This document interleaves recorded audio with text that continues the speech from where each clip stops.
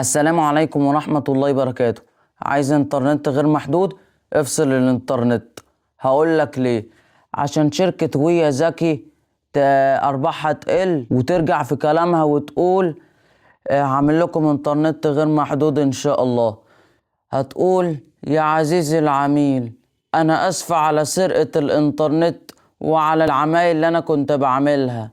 اسفة، معلش، هتعتذر لك. هتقول: انا اسفة معلش على سرقة الانترنت وعلى المشاكل اللي انا مش حلتها لك دي. هعمل لك انترنت غير محدود بسرعة اهو في اسرع وقت ان شاء الله.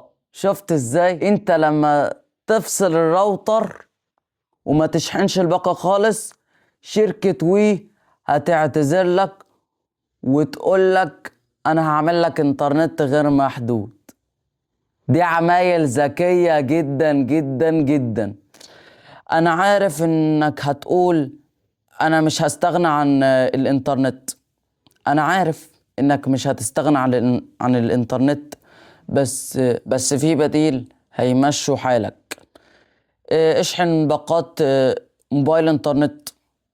انا عارف انك هتشحن كل شوية باقة باقة باقة باقة، هتشحن اكتر من 4، يعني تشحن 19 مرات.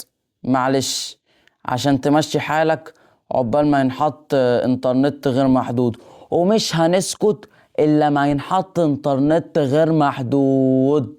او في بديل تاني، تقدم راوتر هوائي من واحد مش معروف، واول ما ينحط انترنت غير محدود الغي التعاقد معاه وارجع لشركة وي تاني، لان شركة وي دي اصلا هي المحتكرة لكل الشركات زي فودافون واورنج اتصالات. اديني قلت لك الحل، وصلي على النبي في الكومنتات.